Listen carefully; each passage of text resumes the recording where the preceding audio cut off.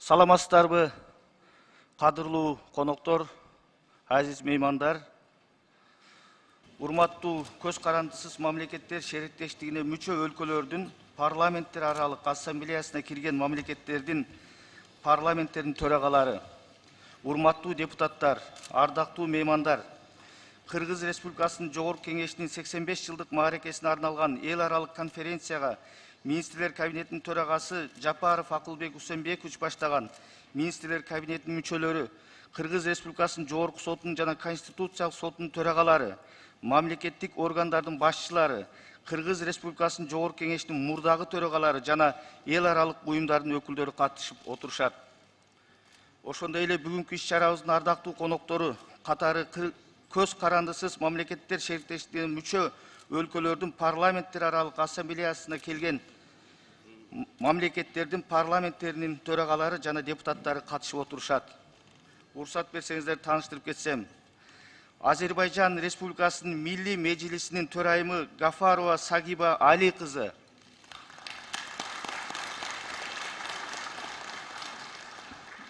Беларусь Республикасынын улуттук жыйынынын төрайымы Качанова Наталья Ивановна, Казакстан Республикасынын парламентинин сенатынын төрагасы Ашимбаев Маулен Сагаткан уулу, Россия Федерациясынын федералдык жыйынынын Федерация кеңешинин төрайымы Матвиенко Валентина Ивановна, Тажикстан Республикасынын Мажилиси Оли Мажилиси Миллинин төрагасы Рустами Эмамали, Өзбекстан Республикасынын Оли Мажилисинин сенатынын төрайымы Нарбаева Танзила Камаловна, Армения Республикасынын улуттук жыйынынын төрагасынын орун басары Рубинян Рубен Карпетович. Уважаемые гости конференции, прежде всего позвольте от имени депутатов Жогорку Кеңеша Кыргызской Республики и от себя лично поприветствовать участников сегодняшней конференции, наших дорогих гостей, коллег стран СНГ на гостеприимной кыргызской земле. Для нас огромная честь видеть всех вас на нашем юбилейном мероприятии Жогорку Кеңеша Кыргызской Республики. Уверен, что конференция, посвященная юбилею кыргызского парламента, пройдет в живой и дружественной атмосфере и будет полезной для всех ее участников. Еще раз приветствуем вас, дорогие наши гости. Мы всегда рады видеть наших братьев, друзей и гостей в Кыргызстане. Урматтуу конференциянын катышуучулары, Кыргыз Республикасынын Жогорку Кеңешинин 85 жылдык мааракесине арналган эл аралык конференцияны ачык деп жарыялайм.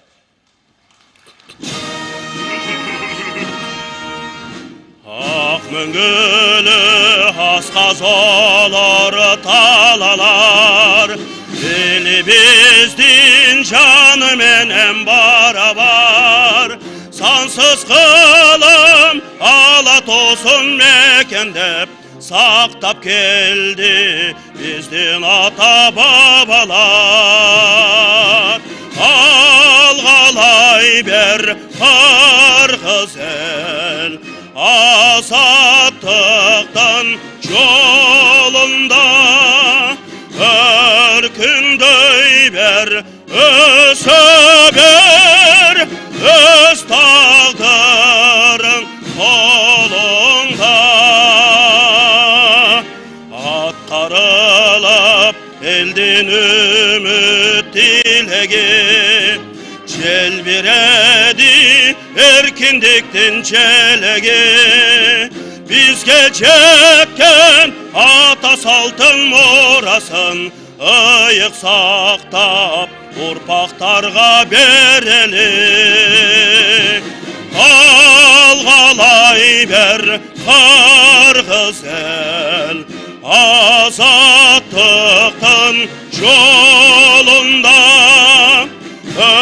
өркүндөй бер, өсө бер, өз тагдырың колуңда.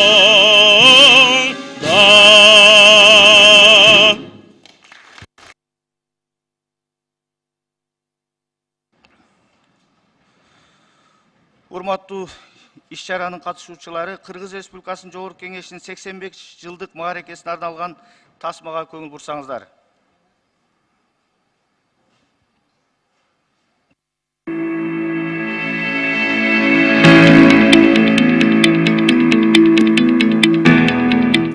Парламентаризм эң байыркы саясий институттардын бири.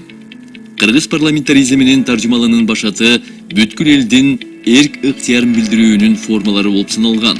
Курултайлар жана элдик жыйындар чоң мааниге ээ болгон. Өткөн илгерки мезгилдерде жатат. Ошондуктан бүгүнкү күнгө чейин курултай, элдик жыйын, аксакалдар кеңеши сыяктуу түшүнүктөр элдик башкаруунун негизи катары сакталып калган. Уважаемые товарищи, депутаты Верховного Совета Киргизской Советской Социалистической Республики.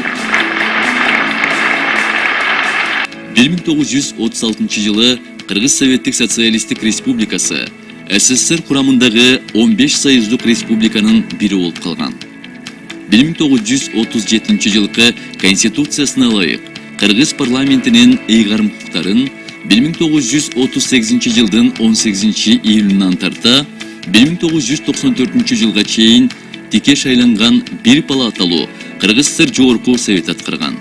1938 жылдын 24 июнунда республиканын мамлекеттик бийлигинин жогорку органына Кыргыз ССР Жогорку Советине жалпы элдик шайлоо алгачкы жолу өткөн. Ага 284 депутат шайланган. 1938 жылдын 18 июлунда Жогорку Советтин биринчи сессиясы өткөн. 1990 жылдын 23 февралында 12 чакырылыштагы Кыргыз ССР Жогорку Советинин депутаттары шайланган. Ал элесинде легендарлуу парламент катары белгилүү. Я прошу это учесть при голосовании. Спасибо. Легендарлуу парламенттин тарыхы бул кайталанбай турган тарых. Бул чыныгы тарых.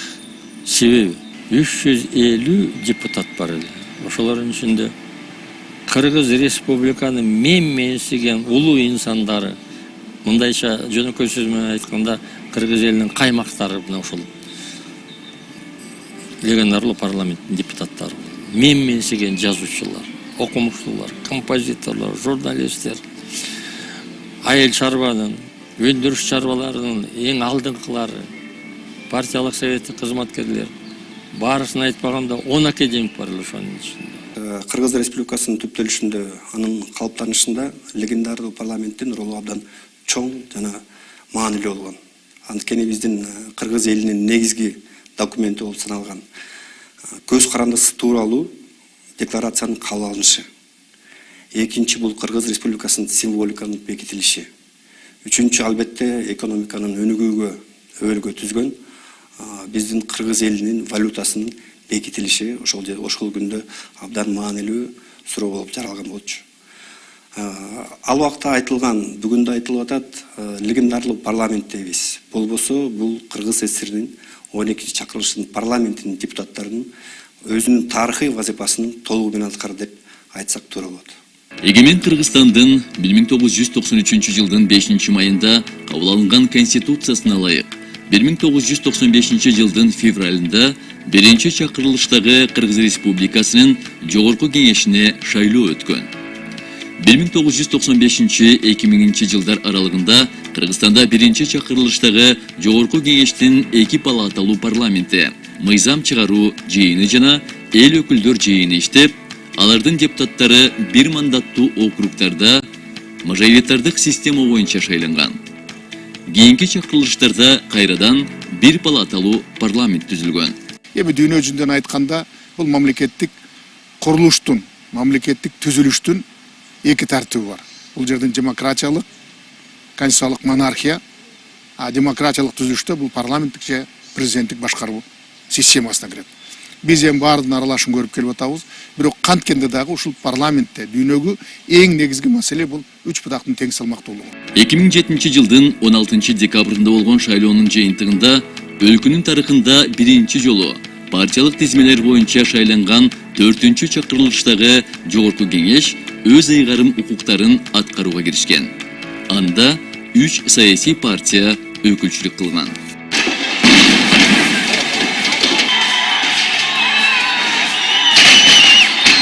2010 жылдагы апрель окуяларынын натыйжасында 4-чакырылыштагы жогорку кеңеш өз ишин токтоткон. 2010 жылдын 27 июлунда кабыл Кыргыз Республикасынын Конституциясына ылайык жогорку кеңештин ыйгарым укуктары кеңейтилип, жоопкерчилиги да күчөтүлгөн. Тагыраагы парламенттик президенттик башкаруу формасынын алкагында 5-чакырылыштагы жогорку кеңештин депутаттары шайланган.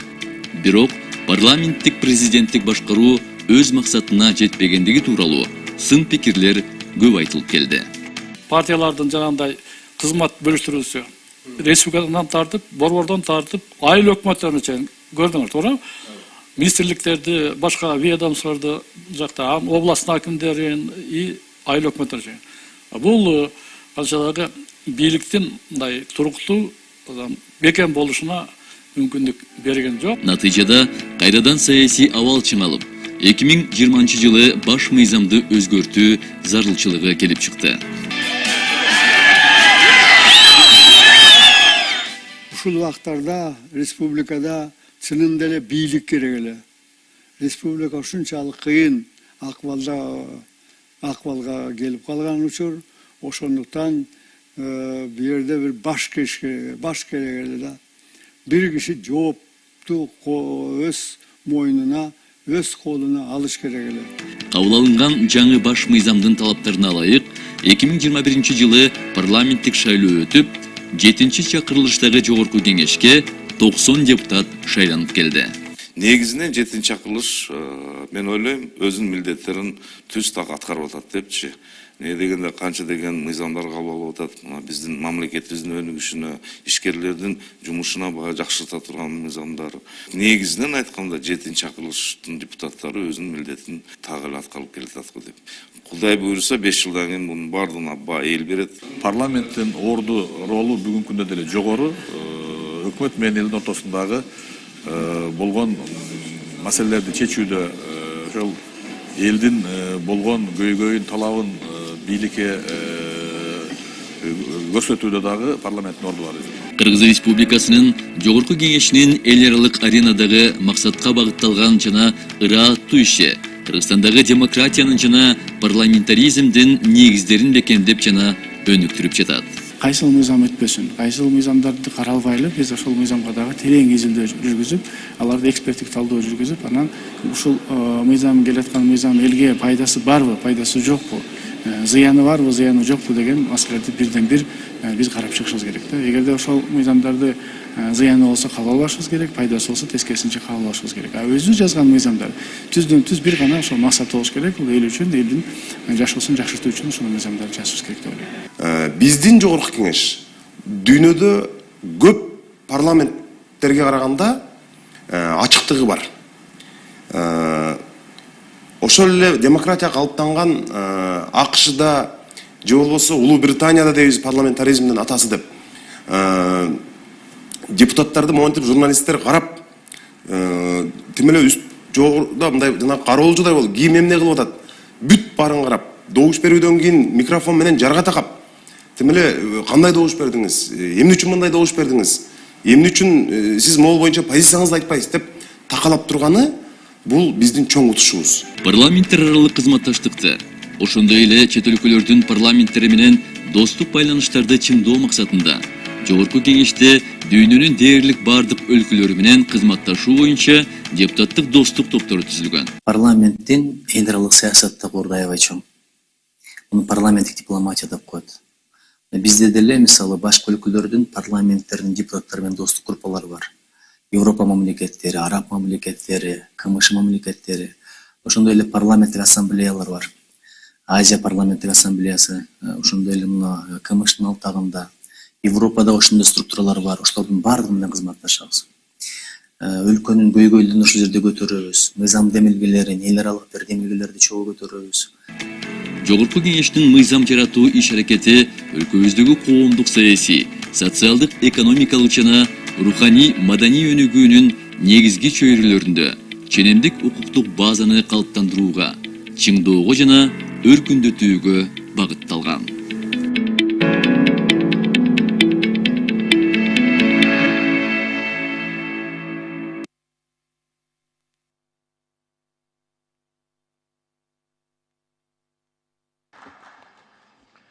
сөз Кыргыз Республикасынын Жогорку Кеңешинин төрагасы Нурланбек Тургунбекович Шакеевке берилет.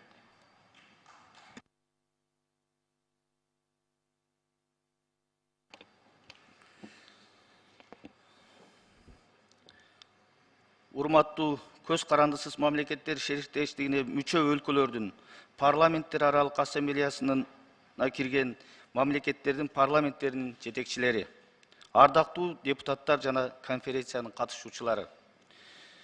Алгач бардыгыңыздарды мамлекетибиздин негизги бийлик бутактарынын бири болуп саналган парламентибиздин 85 жылдыгы менен куттуктап, мааракебизге улуу урматтуу меймандарыбыздын катышып жаткандыгы чоң сыймык экенин белгилейм. Урматтуу конференциянын катышуучулары, Кыргыз Республикасынын Жогорку Советинин биринчи чакырылышы 1938 жылдын октябрында өз ишин баштап, мыйзам чыгаруу органынын пайдалуу түптөлгөнүнө быйыл 85 жыл толуп отурат. Артка карай кылчайсак, жаш мамлекети, бирок улуу тарыхы бар элибизде өнүгүүнүн кайсы этабында болбосун, парламентаризмдин көптөгөн принциптери сакталып, анын ыкмалары кеңири пайдаланылып келген. Коомузда аксакалдар институту кеңири жайылып, элге тиешелүү бардык маселелер биргелешип чечилген. Айрыкча байыркы кыргыз элинде кеңешип кескен бармак оорубайт деген осуят кеңири колдонулган. Өзүңүздөргө белгилүү болгондой, парламент деген сөз француз тилинин parle деген сөзүнөн алынып, бизче которгондо сүйлөө дегенди түшүндүрөт. Бирок заман агымы жана саясий багыт парламент түшүнүгүн сүйлөө менен гана чектебей, өкүлчүлүк кылуу, мыйзам чыгаруу жана анын аткарылышын контролдоо өңдүү милдеттерди аткаруусун шарттады. Кыргыз парламенти да мыйзам чыгаруучу жана контролдук функцияларды жүзөгө ашыруучу жогорку өкүлчүлүктүү орган катары өз ишмердигин ар кандай формаларда бир жана эки палаталуу, мажоритардык жана пропорционалдык шайлоо системаларында жүргүзүп келди.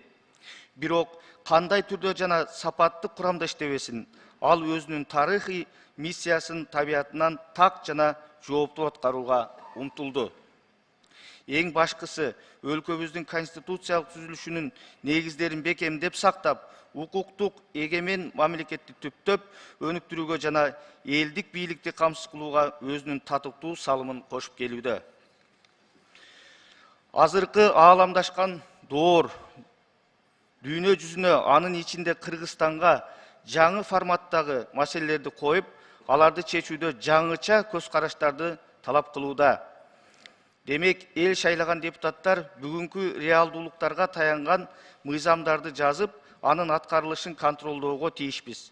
Кыргыз парламентинин табиятынан жана тарыхый жактан бир катар өлкөлөрдүн парламенттеринен айырмаланып, өзгөчөлөнтүп турган жагдай пикирлердин көп түрдүүлүгү жана ачык айкындуулук. Ушуга ылайык талаштан тактык жаралат, бардык жыйындар, талкуулар элге ачык айкын көрсөтүлөт. Анткени Жогорку Кеңеш мамлекеттеги маанилүү маселелер талкуулануучу бийик саясий трибуна катары кызмат кыла берет. Урматтуу меймандар, Жогорку Кеңештин 85 жылдык тарыхы эгемендикке умтулган Кыргыз элинин тарыхы менен тагдырлаш, Совет доорундагы жана эгемен Кыргызстандагы жаңылануулар, өзгөрүүлөрдүн бардыгы Жогорку Кеңештин демилгеси жана колдоосу менен ишке ашып келди. Айрыкча Кыргыз мамлекетинин көз карандысыздыгы алгач парламент тарабынан тастыкталып, эгемендигибизди далилдеген чечимдердин бардыгы депутаттар тарабынан кабыл алынды. Кадырлуу иш-чаранын катышуучулары, бүгүнкү 85 жылдык мааракебизге көз карандысыз мамлекеттер шериктештигине мүчө өлкөлөрдүн парламенттеринин жетекчилеринин катышып жаткандыгы да бекерден эмес. Анткени көз карандысыз мамлекеттер шериктештигине мүчө өлкөлөрдүн парламенттер аралык ассамблеясынын алгачкы жыйыны 1992 жылдын 16-17 сентябрында Бишкек шаарында өткөн. Тагыраагы мындан 31 жыл мурун ассамблеянын уюштуруу иштерине байланышкан бардык негизги чечимдер Кыргызстанда кабыл алынып, регламенти бекитилген. Азыр арабызда парламенттик уюмду түптөгөн инсандардын бири кадырлуу карыябыз Шеримкулов Медеткан Шеримкулович олтурат. Ушундай улуу инсандарыбыз негиздеген ассамблея чейрек кылымдан ашуун мезгил аралыгында жигердүү өнүгүп, тарыхый байланышы терең өлкөлөрдүн алакасын арттырууга кызмат кылды. жүздөгөн модельдик мыйзамдардын долбоорлору иштелип чыгып, Бишкек протоколу баштаган бир катар маанилүү документтер колдоого ээ болду. Бул албетте чек эмес. Мындан ары да алгылыктуу иш алып барып, көз карандысыз мамлекеттер шериктештигине мүчө өлкөлөрдүн парламенттер аралык ассамблеясы кызматташтыкты арттырууга багытталган аракетин жигердүү улантат деп ишенемин. Урматтуу замандаштар, биздин максат өнүккөн өлкөнү куруу аркылуу туруктуу дүйнөнү түзүү, ал үчүн адамзат жашаган жер шарында ынтымак, биримдик өкүм сүрүүсү абзел. Саясий көз караштарыбыз ар башка болсо да, биздин максатыбыз бир. Алдыбызда чоң пландар, ири жаңылануулар турат. Алардын баарын биз биргелешип ишке ашырабыз деген ишеничтемин. Ал эми жогорку кеңеш мамлекетибиздин гүлдөп өнүгүшүнө багытталган долбоорлордун башында туруп, эл аралык интеграцияны арттырууга арналган бардык демилгелерди колдоону улантат. Учурдан пайдаланып, мартабалуу меймандарыбыздын катышып жаткандыгына ыраазычылык билдирип, жогорку кеңештин 85 жылдыгы менен дагы бир жолу чын дилимден куттуктайм. Бар болуңуздар.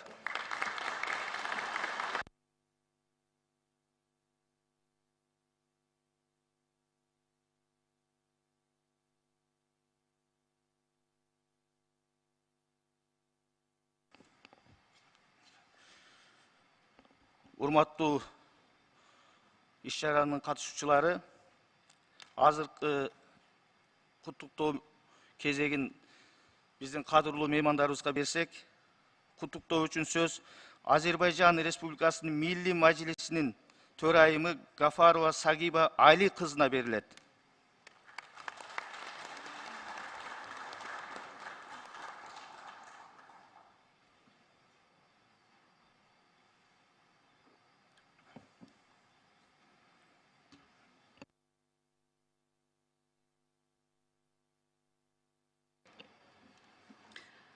Уважаемый господин председатель, уважаемый господин премьер-министр, уважаемые участники конференции, дамы и господа. В первую очередь я хотела бы выразить благодарность председателю Жогорку Кенеша Кыргызской Республики, господину Нурланбеку Шакиеву за оказанное высокое гостеприимство и приглашение принять участие в международной конференции, посвященной 85-летию парламента братского Кыргызстана.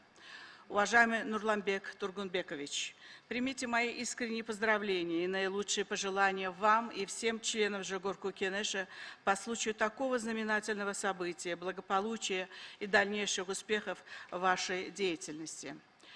Трудно переоценить ту созидательную роль, которую сыграл на заре независимости Верховный Совет Кыргызской ССР 12-го созыва, осуществляющий свою деятельность с 1990 по 1994 годы и оставшийся в народной памяти Кыргызстана как легендарный парламент. Именно в этот период легендарный парламент принял судьбоносные решения на пути создания правового, демократического и светского государства. Дамы и господа, отрадно отметить, что за годы независимости Азербайджан и Кыргызстан прошли огромный путь развития и смогли утвердиться в мире как суверенные государства, стремящиеся к стабильности, направленной на благополучие и процветание своих народов. С момента установления дипломатических отношений Азербайджано-кыргызское двустороннее сотрудничество традиционно строилось в русле взаимовыгодного партнерства, дружбы и в целом успешно развивалось в политической, торгово-экономической, научно-технической, культурной и иных сферах. Следует подчеркнуть, что в этом году мы отметили 30 лет со дня установления дипломатических отношений между Азербайджаном и Кыргызстаном. Отрадно, что, как и прежде, имеющие многовековые исторические корни, дружественные отношения между нашими странами неуклонно расширяются в интересах азербайджанского и кыргызского народов. Безусловно, важную роль в деле укрепления и углубления двусторонних отношений Азербайджана и Кыргызстана имеют взаимные визиты глав государств, динамика и результативность встреч на высшем уровне. И в этой связи хотелось особо подчеркнуть официальный визит президента Кыргызстана господина Садыра Жапарова в Азербайджан в апреле прошлого года, в рамках которого были подписаны декларация о стратегическом партнерстве и меморандум о создании Межгосударственного совета, а также государственный визит президента Азербайджана господина Илхама Алиева в Кыргызстан в октябре прошлого года. Существующая договорно-правовая база между нашими странами свидетельствует об успешном развитии двусторонних отношений в духе стратегического партнерства и союзничества. Дорогие коллеги, одним из факторов, оказывающих важное и положительное влияние на двусторонние и многосторонние отношения между Азербайджаном и Кыргызстаном, является взаимодействие наших парламентов. Должна сказать, что сегодня между нашими законодательными органами налажено плодотворное сотрудничество и есть хорошие возможности для его дальнейшего углубления. Развитию наших межпарламентских связей, несомненно, служит подписанный в Баку в июле 2011 года меморандум о сотрудничестве между Милли Маджлисом Азербайджанской Республики и Жогорку Кенешем Кыргызской Республики. Уверена, что этот меморандум будет продолжать вносить свою лепту в дело дальнейшего углубления наших межпарламентских связей. Отрадно констатировать и тот факт, что наши парламентарии активно сотрудничают в парламентских структурах различных международных организаций, таких как Межпарламентская ассамблея СНГ, Парламентская ассамблея тюркских стран, Парламентский союз, Организация исламского сотрудничества, Азиатская парламентская ассамблея и других. Уважаемые участники конференции, принимая во внимание близость народов Азербайджана и Кыргызстана и общность их культурных ценностей, гуманитарное сотрудничество укрепляет дружественные отношения между нашими странами, приобретая особенный смысл и характер. Ярким доказательством тому является открытие в Бишкеке парка кыргызско-азербайджанской дружбы и учебно-воспитательного комплекса школы-гимназии номер 20 имени Гейдара Алиева в ходе государственного визита президента Азербайджана господина Илхама Алиева в Кыргызстан в октябре прошлого года. Уважаемый господин председатель, дорогие друзья, отрадно, что государства с общей культурой, языком и этническими корнями усиливают активность в вопросах взаимодействия и сотрудничества во всех областях. Братские народы Азербайджана и Кыргызстана всегда относились друг к другу с любовью и симпатией, и сегодня оба независимых государства верны традициям своих предков. Подытоживая свое выступление, хотелось еще раз поздравить в вашем лице, уважаемый Нурланбек Тургунбекович, и всех членов Жогорку Кенеша, пожелать успехов в дальнейшей деятельности, а братскому народу Кыргызстана мира и процветания. Спасибо за внимание. Рахмат Сагиба Али кызы. Кийинки сөз куттуктоо үчүн Беларусь Республикасынын улуттук жыйынынын төрайымы Качанова Наталья Ивановнага берилет.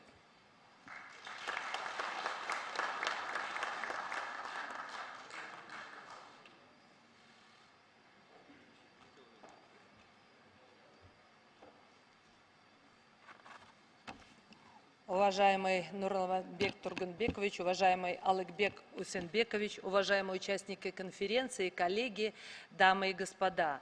Для парламентской делегации Республики Беларусь большая честь принимать участие в международной конференции, посвященной 85-летию Жогорку Кенеша Киргизской Республики, и разделять с вами радость этого события.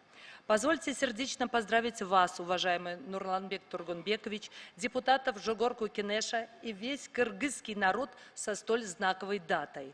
Это праздник не только наших братьев-кыргызов, но это праздник и всей нашей большой парламентской семьи. Именно в такие моменты особенно сильно осознаешь, насколько глубоки исторические корни парламентаризма Содружества независимых государств, крепки традиции народовластия в государствах евразийского геополитического пространства и близки по духу наши страны и народы. Это то, что нам передалось по наследству из времен, когда кыргызы, белорусы и все советские народы жили в одной большой стране, которую почитали своей родиной матерью, делили по-братски друг с другом радости и горести, вместе строили планы на будущее. И то, что сегодня нам удается сохранить и приумножить, благодаря руководителям наших государств и добрым дружественным отношениям между нами. Основополагающие подходы наших стран остаются неизменны. В центре всего государственного управления, политики, общественной деятельности человек и забота о нем. Справедливость, честное и ответственное отношение к делу, беззаветное служение своему народу и своей стране – знак качества, можно сказать, бренд государств, участников СНГ. Для Беларуси Кыргызстан всегда был и остается дружественной и близкой страной.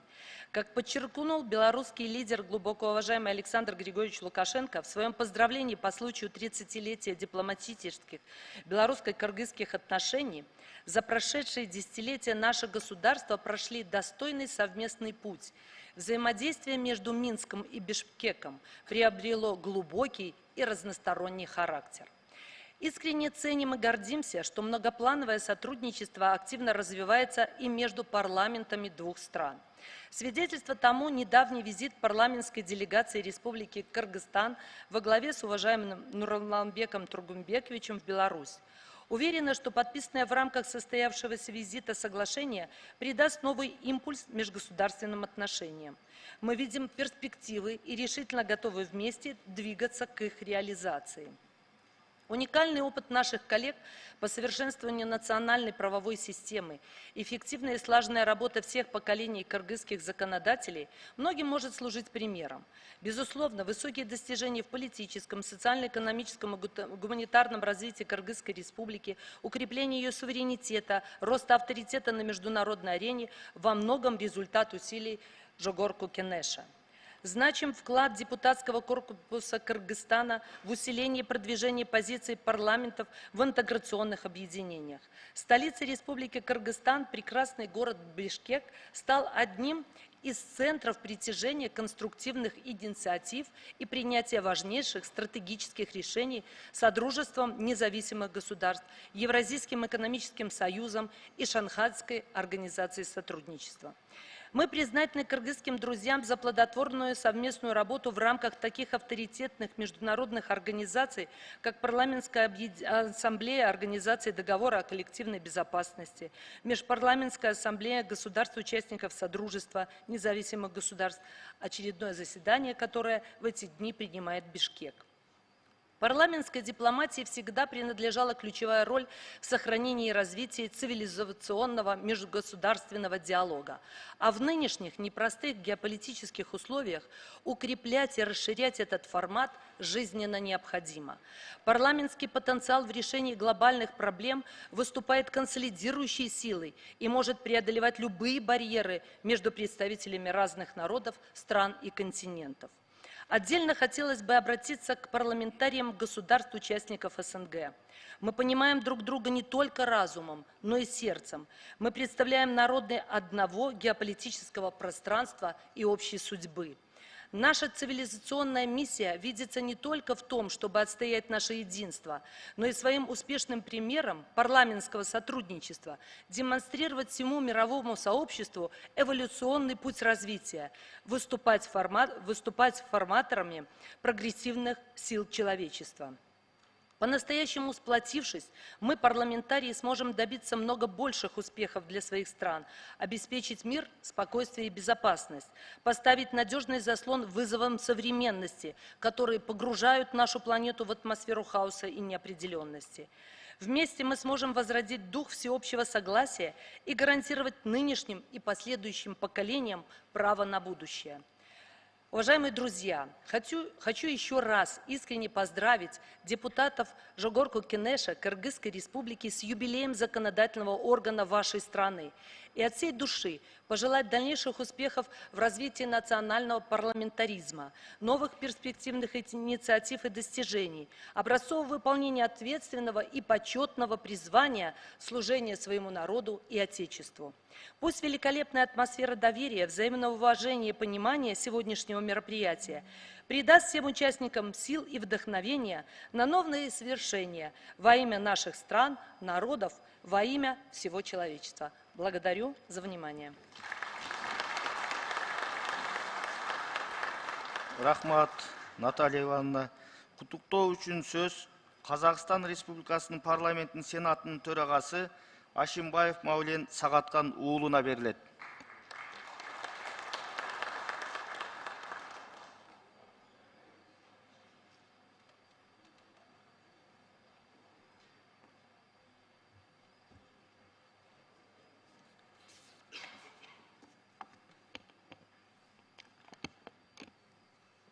Құрметті Нұрланбек Тұрғанбекович, құрметті конференцияға қатысушылар.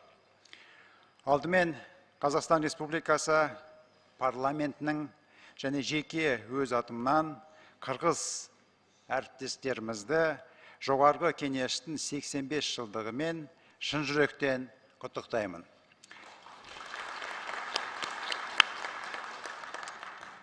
Қазақ пен қырғыз тамыры мен тілі бір, тарихы ортақ, бауырлас халықтар. Біздің дәстүріміз бен мәдениетіміз де ортақ. Сондықтан қырғыз ағайынның әр жетістігін, бағындырған әр белесін ерекше қуанышпен қабылдаймыз. Жоғарғы кеңестің 85 жылдығы шын мәнінде елдің мерейі. Бұл берік мемлекеттіліктің жарқын көрінісі. Осы уақыт ішінде қырғыз парламентаризмі түрлі кезеңді бастан өткеріп, өзінің өміршеңдігін дәлелдеді. Қазіргі таңда жоғарғы кеңес тәуелсіз қырғыз елінің өсіп өркендеуіне үлкен үлес қосып отырған маңызды мемлекеттік институт. Алдағы уақытта да жоғарғы кеңес бауырлас халықтың игілігі жолында нәтижелі жұмыс істей береді деп сенеміз. Уважаемая Валентина Ивановна, уважаемый Нурланбек Турганбекович, уважаемые участники конференции. Этот год для Кыргызстана ознаменован рядом юбилейных и значимых для страны событий. Одним из них является 85-летие высшего законодательного органа страны Жоғарғы Кеңеша. Эта дата символизирует приверженность кыргызского народа традициям парламентаризма, основой которых выступает древний институт Курултая и народных собраний. Важной вехой в развитии парламентаризма в Кыргызстане стало образование Верховного Совета Кыргызской ССР. Он сыграл важную роль в обеспечении поствоенного восстановления страны, ее индустриализации, сохранении и развитии национальной культуры кыргызского народа. Выдающийся писатель Чингиз Айтматов также внес свой вклад в укрепление традиций парламентаризма в Кыргызстане. Более чем полувековая история кыргызского парламента советского периода завершилась деятельностью Верховного Совета 12-го созыва, который вошел в историю Кыргызстана как легендарный парламент. Депутаты этого созыва действовали на разломе эпох и стали эпицентром исторических событий. На период его работы пришлось принять ряда судьбоносных решений, определивших правовую базу суверенного государства. Это было время принятия декларации о суверенитете и независимости. Всего за 3 года было принято почти 150 новых законов, и в более 100 законов внесены важнейшие изменения. Это было поистине историческое время, открывшее путь к новому независимому государству. Большую роль в этот период сыграл известный государственный и общественный деятель Кыргызстана, Медеткан Шеремкулов, который присутствует сегодня в зале. Он также сделал очень многое для создания Межпарламентской ассамблеи СНГ. Очень заслуженно, что Медеткан Шеремкуловичу в 2022 году присуждена высшая степень отличия Кыргыз Республикасының батыры, Герой Кыргызской Республики. А также он награжден государственной наградой Республики Казахстан, орденом Достык, Дружба второй степени. Таким образом, Институт парламентаризма в Кыргызстане прошел через важные этапы своего становления. В современных условиях огромную роль в развитии страны играет Жогаргы Кенеш. Сегодня парламент страны по праву является общенациональной площадкой, где обсуждаются ключевые вопросы развития страны и принимаются важнейшие решения. Уверен, что парламентаризм в Кыргызстане будет и дальше активно развиваться и способствовать устойчивому развитию Кыргызстана. Уважаемые коллеги, наши государства прошли непростой путь по построению сбалансированной политической системы, поиску собственной модели развития. Сейчас можно уверенно констатировать, что институт парламентаризма в странах СНГ состоялся. Сегодня этот институт отвечает интересам наших государств и обществ. При этом парламенты постоянно развиваются и совершенствуют свою деятельность в соответствии с требованиями времени.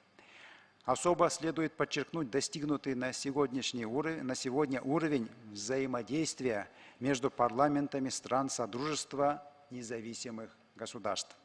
В его основе лежит многовековая историческая связь наших народов, а также уровень взаимного доверия. Деятельность наших высших представительных органов направлена на укрепление отношений и повышение благосостояния наших народов. Законодательные органы также вносят большой вклад в сотрудничество наших стран в торгово-экономической, культурно-гуманитарной сферах, в области безопасности, экологии и других сферах. Важно и дальше активно развивать межпарламентское взаимодействие и диалог. Уверен, эти и другие вопросы углубления многостороннего сотрудничества мы содержательно обсудим в ходе предстоящего заседания Межпарламентской ассамблеи СНГ. В заключение хочу еще раз поздравить кыргызских коллег со знаменательной датой, с 85-летием Жогаргы Кенеш. Желаю всем коллегам дальнейшей плодотворной и успешной работы на благо страны, а братскому Кыргызстану динамичного развития и процветания. Спасибо за внимание.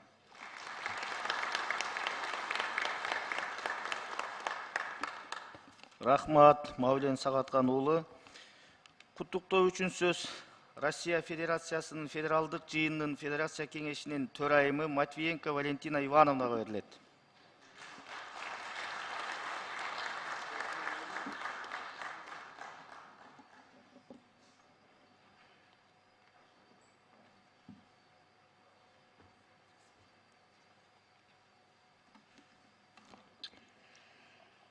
Уважаемый Нурланбек Тургунбекович, уважаемый Асылбек Усенбекович, уважаемые участники конференции, депутаты Жогарку Кенеша, дорогие коллеги, у нас сегодня торжественный повод для встречи.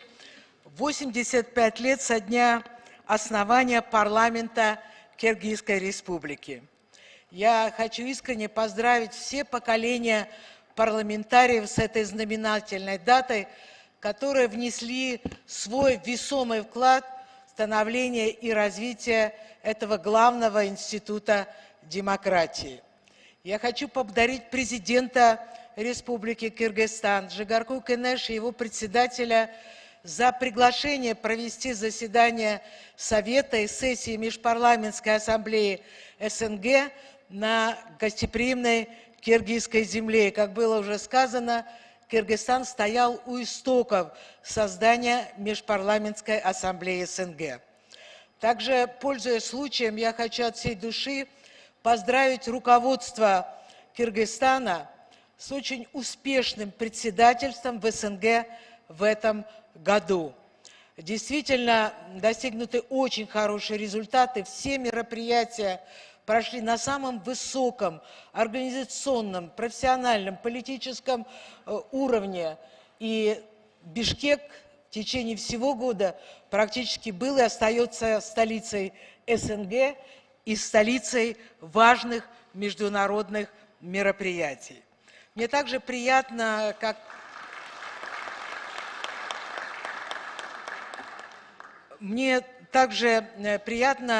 отметить, что нынешние события, наша встреча проходят на фоне важных для двустороннего сотрудничества событий. Я имею в виду прежде всего недавний визит президента России Владимира Владимировича Путина в Киргизскую республику, который еще раз убедительно подтвердил, что у наших стран огромные серьезные перспективы, огромный потенциал, перспективы партнерства в самых разных сферах, и в экономической, в области безопасности, по вопросам культурно-гуманитарного характера. Кыргызстан был и остается нашим важным, надежным партнером.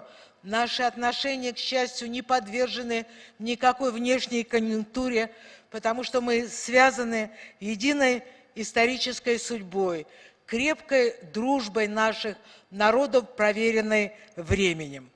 Правовая база двусторонних отношений между нашими государствами насчитывает более 170 договоров, соглашений и иных документов. Наши союзнические отношения основаны на доверии, общих ценностях и на учете интересов друг друга. Это особенно важно в современной ситуации, когда глубинный кризис поразил практически всю систему международных отношений, а многие институты глобального управления просто бездействуют. Единственной возможностью развития представляется единение конструктивно настроенных сил. Свою историю парламент Кыргызстана ведет с 1938 года, когда состоялись первые выборы в Верховный Совет Киргизской ССР. Но своими корнями традиции народной демократии в Кыргызстане уходят вглубь веков, когда большое значение общественной жизни киргизов играли курултаи, древние формы всенародного волеизъявления. На основе этих вековых традиций был создан современный киргизский парламент, который сыграл важную роль в развитии республики и в советский период, и на этапе становления независимого Кыргызстана.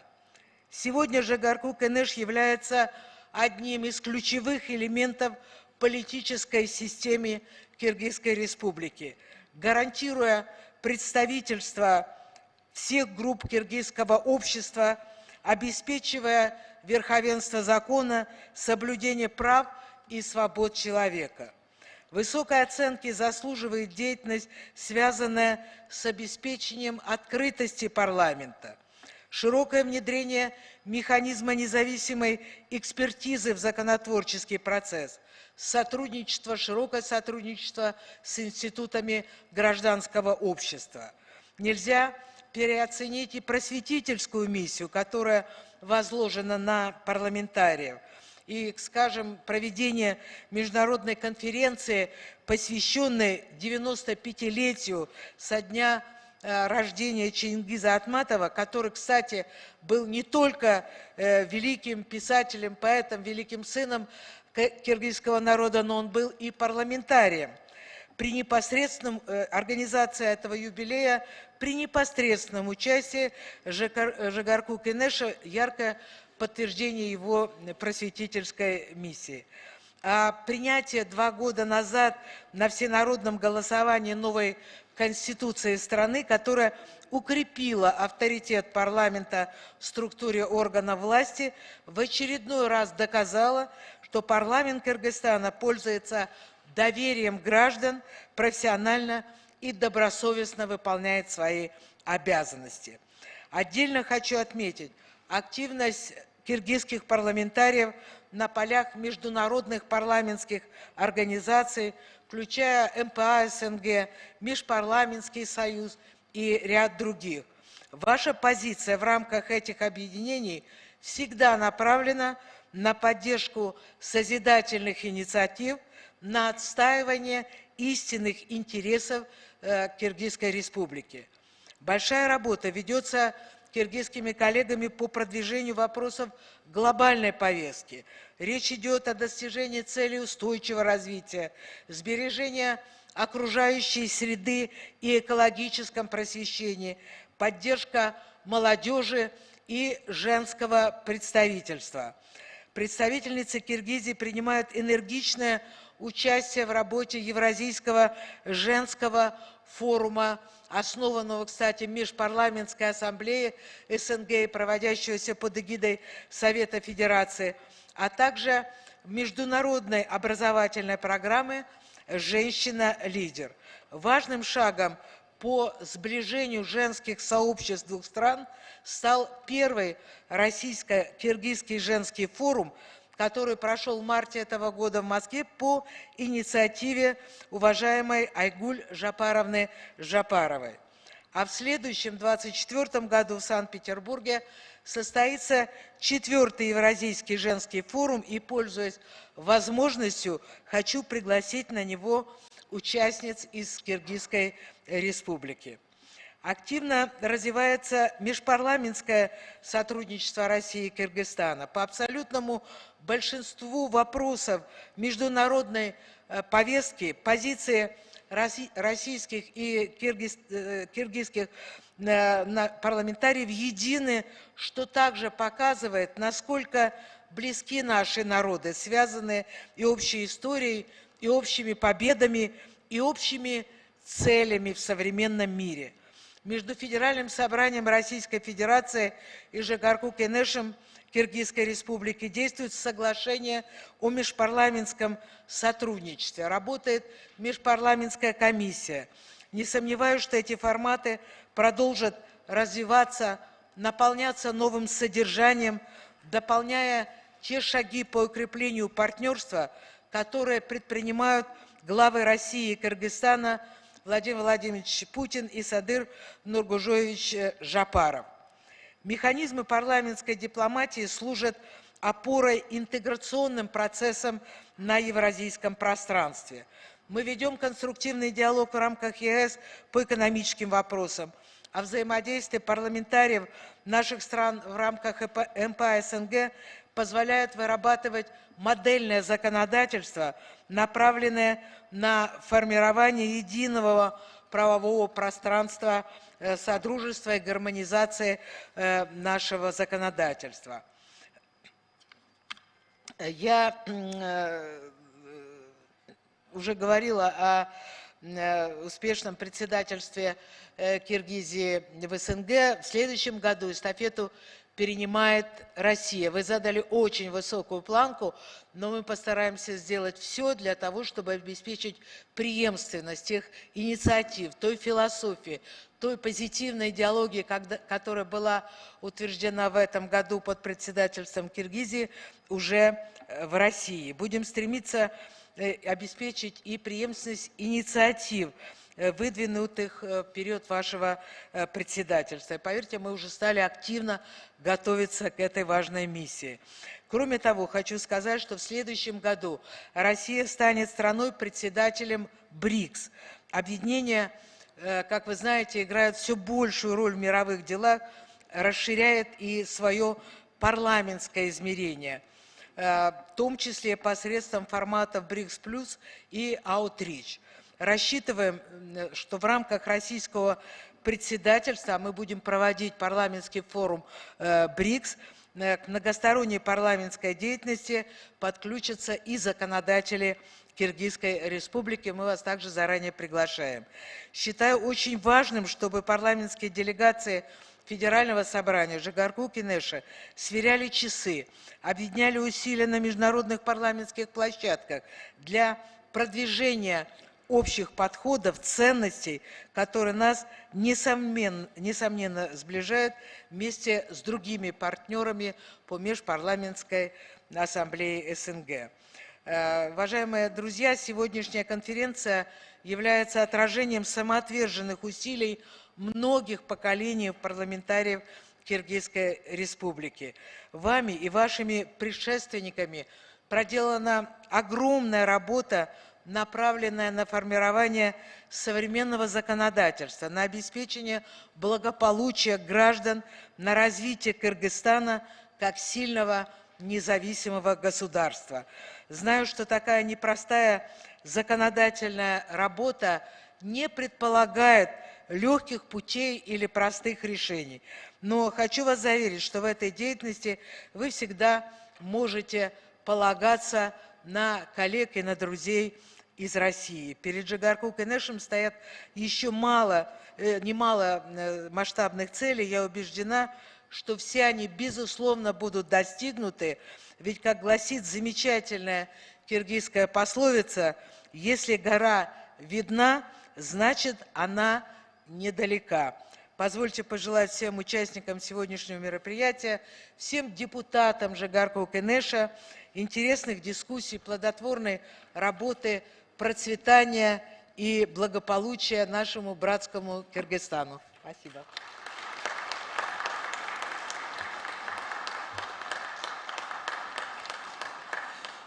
Рахмат, Валентина Ивановна. Куттуктоо үчүн сөз Тажикстан Республикасынын Мажилиси, Оли Мажилиси Миллинин төрагасы Урустами Эмомалиге берилет.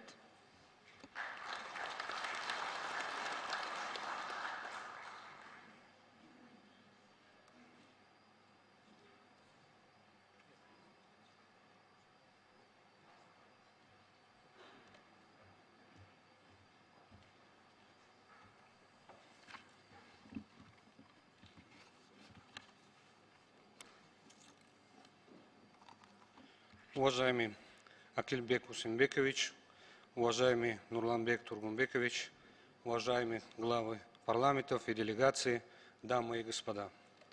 Позвольте присоединиться к словам признательности адрес уважаемого Нурланбека Тургунбековича за приглашение и предоставление возможности выступить в сегодняшнем памятном мероприятии. Рад приветствовать всех участников и гостей международной конференции. От себя лично, а также от имени членов Маджлиси Милли и депутатов Маджлиси Нумояндагон, Маджлиси Оли Республики Таджикистан, поздравляю вас, уважаемый Нурланбек Тургунбекович, и всех депутатов Жогорку Кенеша со знаменательной датой 85-летия образования высшего представительного органа Кыргызской Республики. За годы своей деятельности парламент Кыргызстана прошел большой путь развития и внес значительный вклад в становление и укрепление политической, правовой и экономической независимости республики.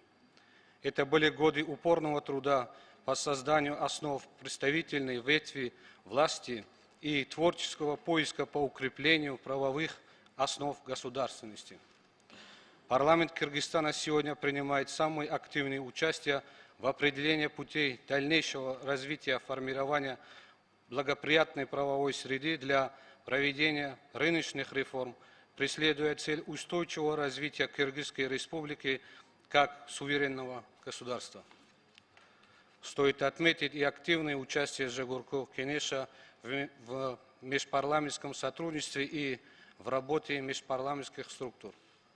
Как известно, парламентаризм является неотъемлемой частью политической системы каждой страны. Парламенты призваны обеспечить устойчивое и динамичное развитие страны, стабильность и прогресс во всех сферах жизни общества. Таджикистан, конечно же, выступает за сотрудничество со всеми дружественными странами на самой широкой основе. Мы полагаем, что это отвечает нашим национальным интересам и созвучно происходящим в современном мире процессам, в которых важную роль играют межпарламентские связи. между Маджлиси Оли Республики Таджикистан и Жогорку Кенешем Кыргызской Республики сложилось традиционно дружеское и конструктивное взаимодействие, нацеленное на укрепление добрососедских и партнерских отношений между нашими странами.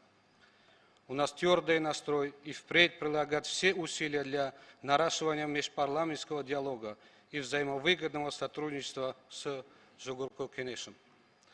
Дальнейшее развитие контактов на уровне парламентов двух стран, на мой взгляд, должно стать важным звеном в комплексе таджикско-кыргызских отношений. Уверен, что наши парламенты смогут внести свою достойную лепту в укрепление добрососедских связей между нашими странами и народами. Наши народы издревле жили и созидали на основе принципов дружбы и добрососедства. Выражаю надежду, что эти ценности и в дальнейшем будут сохранены и приумножены. Поздравляю еще раз кыргызских коллег, а также ветеранов кыргызского парламента с юбилейной датой. Желаю всем здоровья, успехов в работе, а кыргызскому народу мира и дальнейшего процветания. Благодарю за внимание.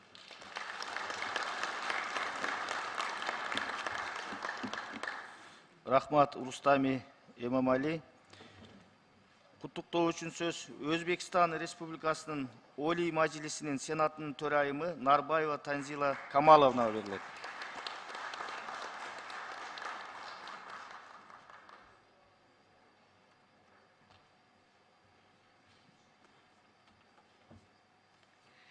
Ассаламу алейкум.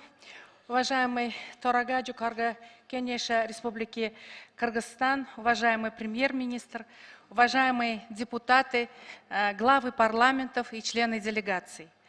Позвольте выразить искреннюю благодарность Торага Жукарга Кенешу, уважаемому Нурланбеку Тургумбековичу, за приглашение посетить парламент Кыргызской Республики и выступить перед столь авторитетной аудиторией по случаю важного события 85-летия Жукарга Кенеша.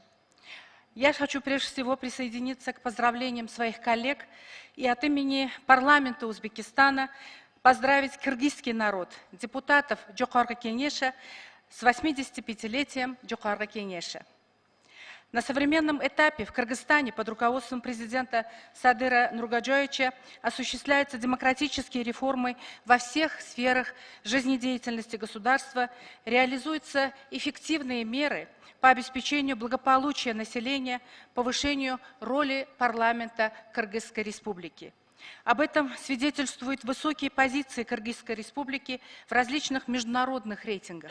В частности, страна заняла 45-е место из 166 стран по показателям целей устойчивого развития. Достигнутый результат подтверждает твердое намерение Кыргызстана в достижении глобальных показателей устойчивого развития.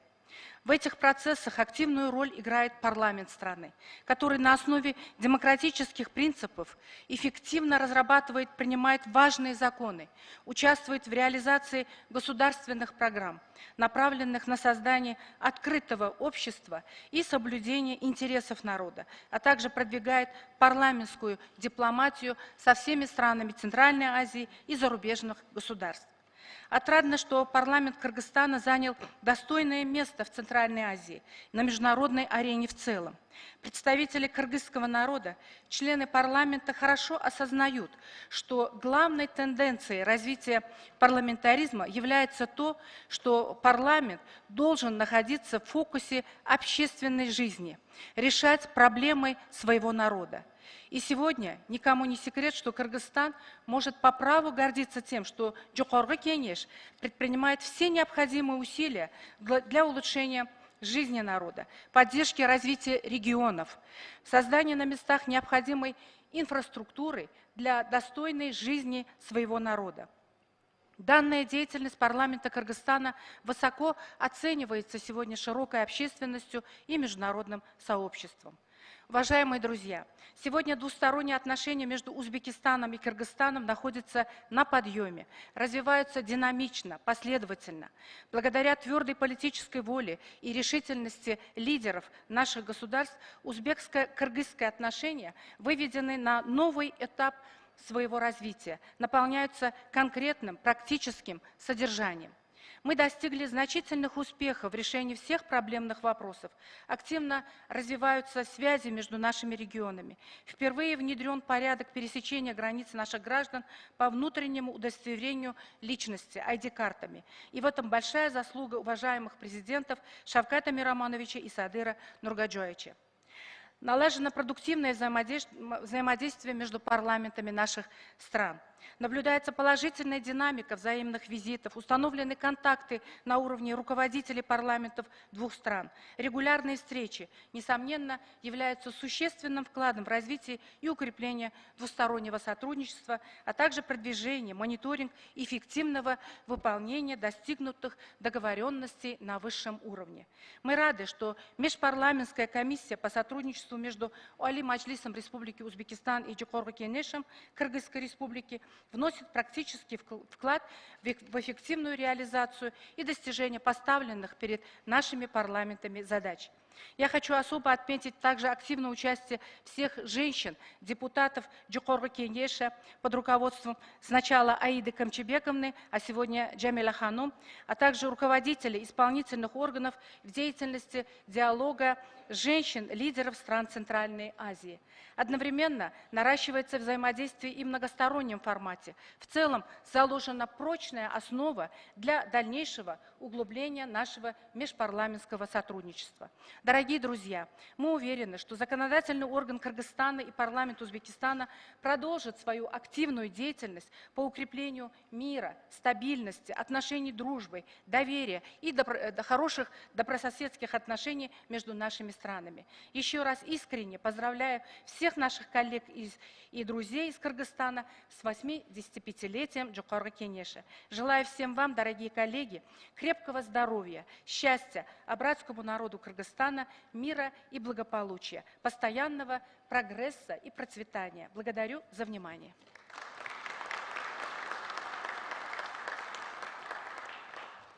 Рахмат Танзила Камаловна. Куттуктоо үчүн сөз Армения Республикасынын улуттук жыйынынын төрагасынын орун басары Рубинян Рубен Карпетовичке берилет.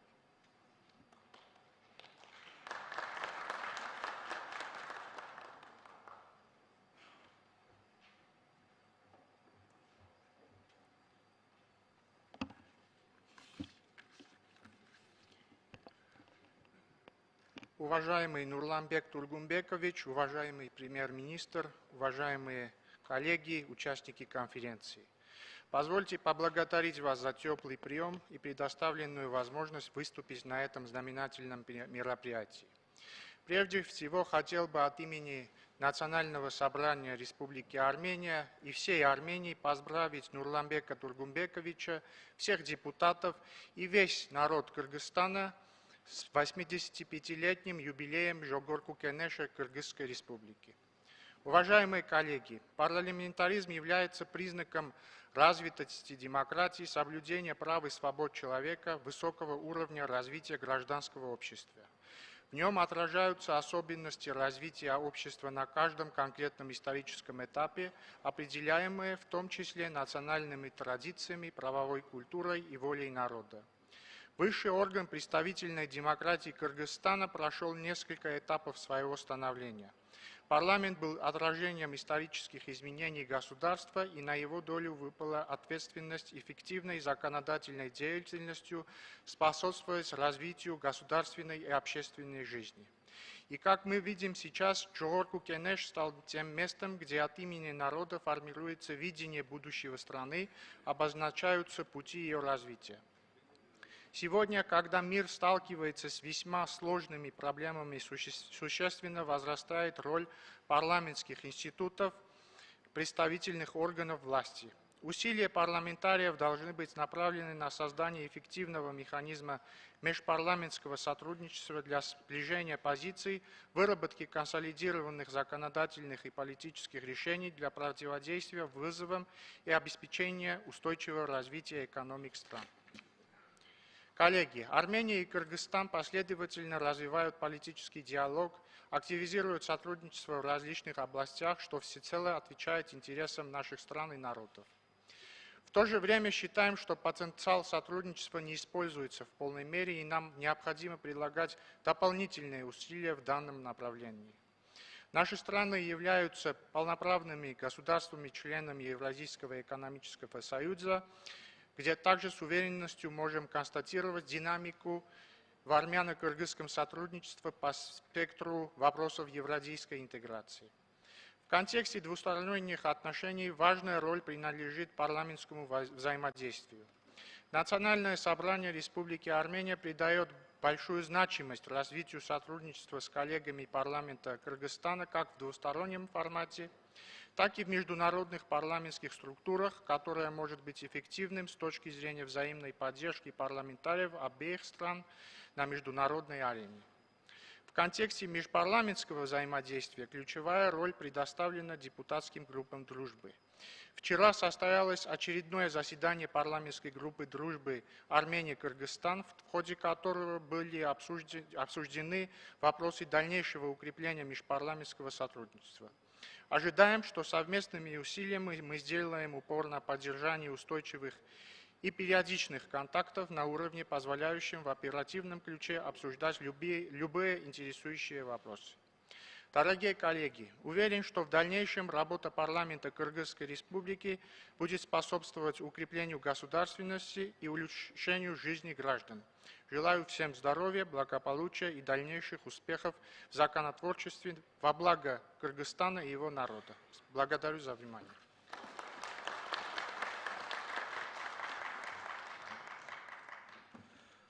Рахмат, Рубен Кальпетович.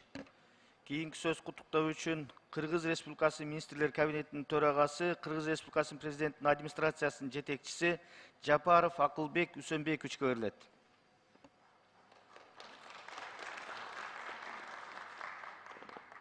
Урматтуу депутаттар, урматтуу төрага Нурланбек Тургунбекович, кадырлуу коноктор.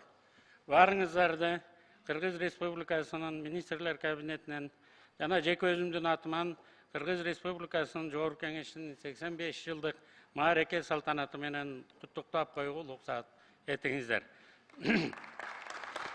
85 жылдык маанилүү дата. Жогорку Кеңеш өзүнүн жаңы тарыхында мамлекеттин туруктуу өнүгүүсүнө, эл аралык туруктуулукту жана коопсуздукту камсыз кылууга, жаңы чакырыктарга жана коркунучтарга каршы турууга, дүйнөлүк жана өлкө ичиндеги коомчулуктун мүчөлөрүнүн ортосунда өз ара пайдалуу жана адилеттүү кызматташтыкты өнүктүрүүгө чоң салып кошкон күчтүү жана авторитеттүү бийликтин бир бутагы катары белгилеп жатат. Адилеттүү мамлекетти бакубат коомду курууда жана туруктуу экономиканы түптөөдө биздин эгемендүүлүктү, биздин каада салтыбызды, нарк населебизди, көөнө баалуулуктарыбызды сактоодо элдин бузулбас биримдиги алдыңкы баскычта турат.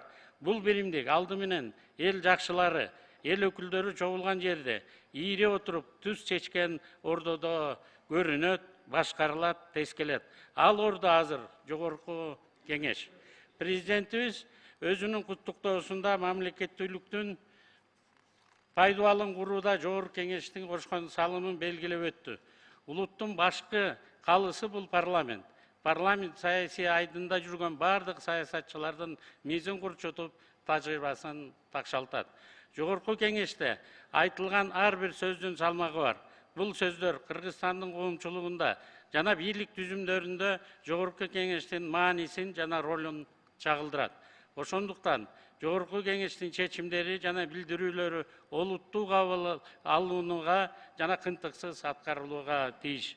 Жогорку Кеңеш түптөлгөндөн бери мамлекет үчүн биригүүгө дайым даяр экенин көрсөтүп келатат.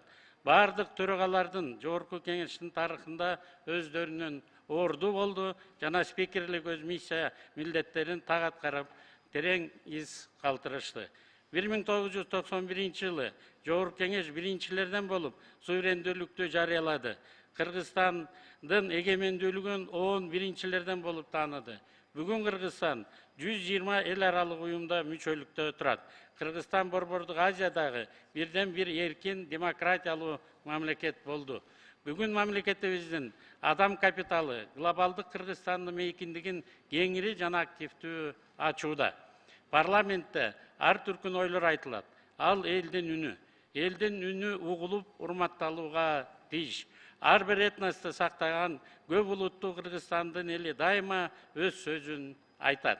Бирок аларга карабастан шайлоо системаларында биринчилерден болуп биометрикалык маалыматтар системасын колдонуу менен бир адам бир добуш принцибин багындыра алды. Кыргыз Республикасынын президенти урматтуу Садыр Нуркожоев Жапаров башында турган аткаруу бийлиги өлкө жарандарынын алдындагы жоопкерчилигин так түшүнөт жана ыкчам чечимдерди кабыл алууда. Экономика чыңдалып, маанилүү өндүрүш тармактары күчтүү жана атаандашка жөндөмдүү болууга кескин аракеттер жүрүүдө. Өлкө экономикасы силкинди. Экономиканын тармактарында өнүгүүлөр башталды. Өнүгүүнүн жаңы этабына кирдик. Кунтөр сыяктуу кендин кайтып келиши менен мамлекеттик кызыкчылык баарынан жогору турары куру сөз эмес экен, реалдуу чындыкка айланды. Биз туруктуу экономика үчүн бардык зарыл кадамдарга барабыз. Жогорку кеңеш бул элдин көзү. Жогорку кеңештин иши элдин маанайын, өлкөнүн абалын, жарандардын жашоосун чагылдырат. Бүгүн парламенттин ичинде өкмөттүн атына алгачкы ыраазычылыктар айтыла баштады. Мамлекеттин мындан аркы келечегин бийликтин бардык бутактары аныктайт. Ага бийликтин бардык бутагынын консенсустук ынтымагы жана жогорку кесипкөйлүгү менен гана биз жете алабыз. Улуу жана асыл иштер ар дайым элди бириктирет. Кыргызстандын күчү ал биздин элибизде, каада салттарыбызда, маданиятыбызда, экономикабызда, бекем мамлекеттик чек арабызда, кол тие элек жаратылыш байлыктарыбызда жана коргонуу жөндөмдөбүздө. Бирок эң негизгиси биздин күчүбүз албетте элибиздин биримдигинде. Жел жүрсө үзүлүп кетчү желедей болбой, түптүү ынтымак куруп, бетеге болбой, бел болойлу, бегинен бекем эл болойлу. Ыйык мекенибиздин жаркын келечеги биздин колубузда. Сиздерге бекем ден соолук, ишиңиздерге ийгиликтерди каалап кетүүгө улуксат этиңиздер. Элдин бактылуулугу баарыбыздын бактыбыз болсун. Рахмат, көңүл бурганыңызга. Рахмат, Акылбек Үсөнбекович. Кийинки сөз Кыргыз Республикасынын Жогорку Советинин 12-чи чакырылышынын төрагасы, Кыргыз Республикасынын баатыры Медеткан Шеримкулович Шеримкуловго берилет.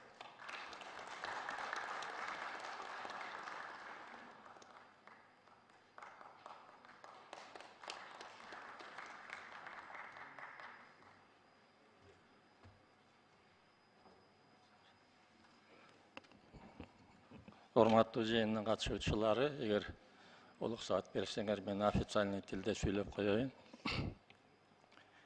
Уважаемые гости, уважаемые участники международной конференции, очень приятно, когда на такой юбилейное мероприятие участвуют главы парламентов стран Содружества, которые входят в ассамблею, Межпарламентскую ассамблею СНГ во главе уважаемой Валентины Ивановны. Отмечая 85-летие парламента Кыргызстана, мы обращаем свои взоры на седую древность нашего народа, истории и недрах которого жемчужной россыпью находим крупицы опыта народного представительства. Кыргызский народ – это древний народ, и как древний народ всегда придавал особое значение изучению общественного мнения и общественного представительства. Именно кыргызский народ все основные злободневные вопросы решал через Жогорку кеңеш и Курултай. Мы отмечаем сегодня 85-летие и берем начало от 1938 года, но практически, я всегда говорю, нам надо брать хотя бы с 1924 года, когда мы стали и начали создавать основу нашей сегодняшней государственности в качестве Кыргызской автономную область. Валентина Ивановна, мы, кыргызстанцы, в 1924 году, 14 октября, решением ВЦК Москвы за подписью Михаила Ивановича Калинина, образуя Кыргызскую автономную область, вошли, в отличие от наших соседей, как часть Российской Федерации. Мы напрямую входили в состав Российской Федерации. В следующем году мы отмечаем столетие. Это будет действительно очень большое событие. Я надеюсь, что наш народ свой вековой юбилей отметит по достоинству не только с трибуны торжественных мероприятий, но и на самом деле в области укрепления экономики, культуры, народного образования, поднятия собственного авторитета на международной арене.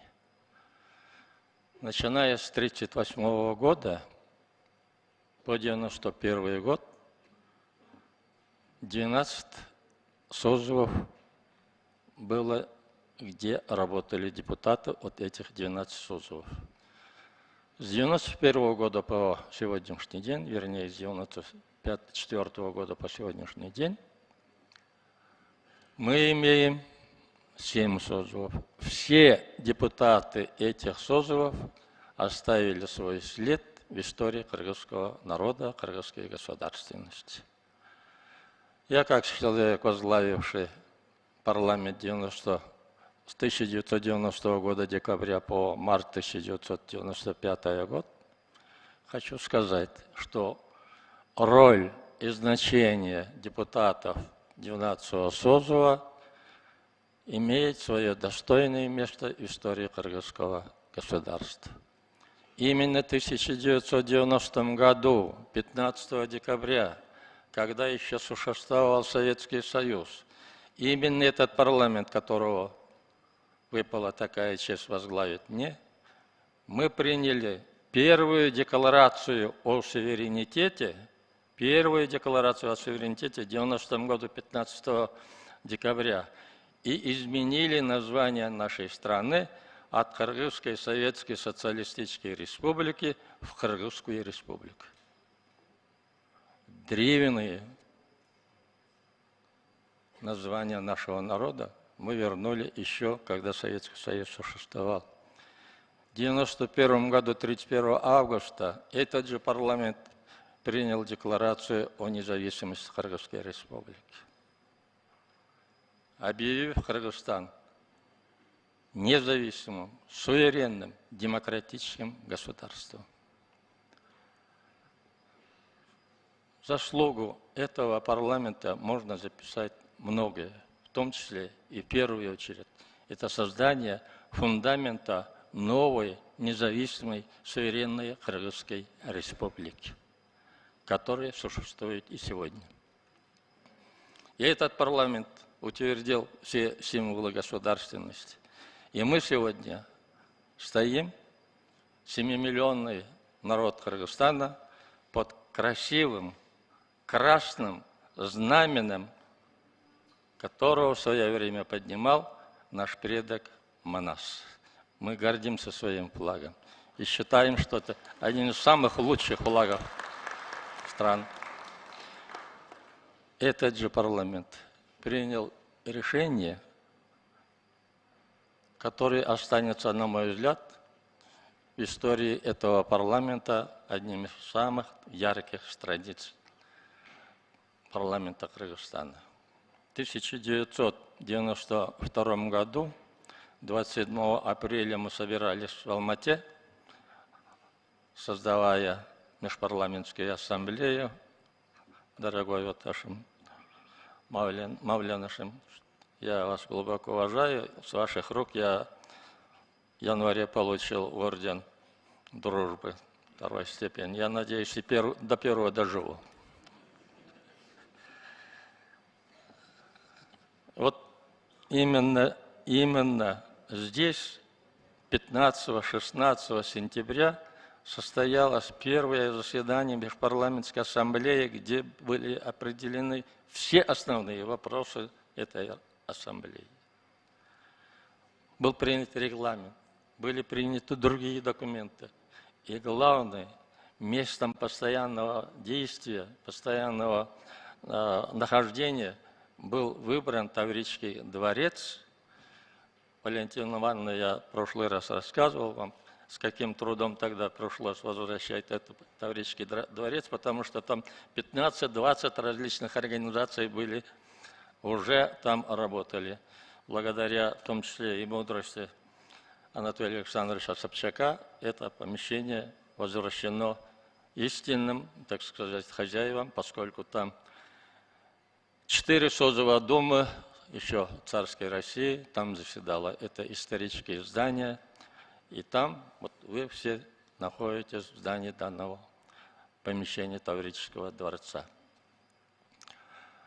Одним из значимых событий и работы, которые наяву было видно Межпарламентской ассамблеи, это было решение Бишкекского протокола 1994 года 5 мая. Я пригласил сюда на 4 мая, 2 дня работали.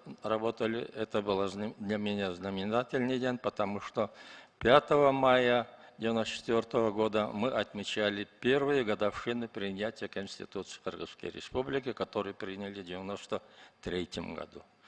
И здесь был подписан Бишкекский протокол. Когда в 2020 году в октябре появился и потом перерос этот конфликт на Карабахскую войну второго этапа, Владимир Владимирович Путин говорил, что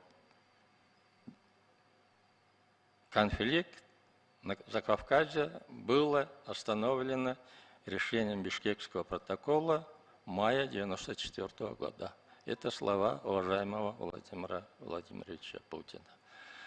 Я на днях 3 ноября на полях саммита Организации тюркских государств, где участвовали все президенты наших стран, имел встречу с уважаемым Ильхам Гейдаровичем Алиевым, который очень тепло отзывался о значении Бишкекского протокола. Бишкекский протокол достиг своей цели. 26 лет мира, который был обеспечен в Закавказье, каждая сторона конфликта использовала, как это было возможно.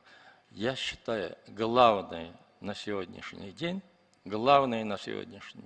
это не значение даже Бишкекского протокола, это значение между Азербайджаном и Арменией, достигнутое то соглашение, когда уже поставлена окончательная точка.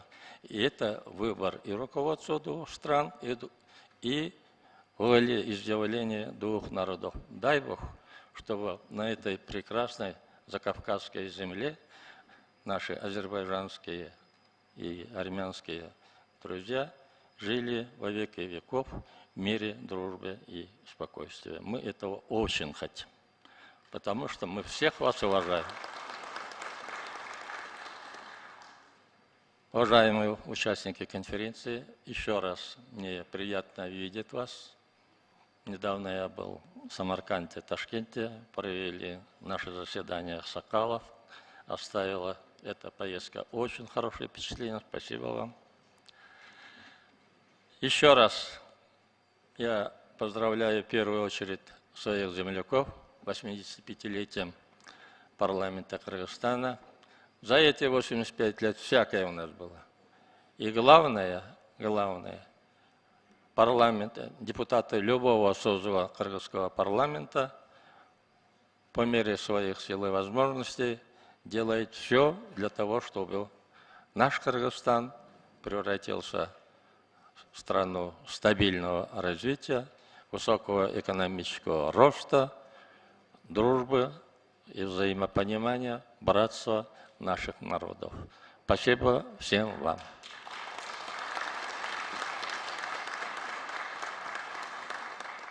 Рахмат, урматтуу Медеткан Шеримкулович. Урматтуу бүгүнкү иш-чаранын катышуучулары, ушуну менен Кыргыз Республикасынын Жогорку Кеңешинин 85 жылдыгына арналган конференция ишин жыйынтыктады. Баарыңыздарга Жогорку Кеңештин атынан жана өзүмдүн атымдан келип катышып бергениңиздер үчүн рахмат айтам. Бар болуңуздар. Рахмат.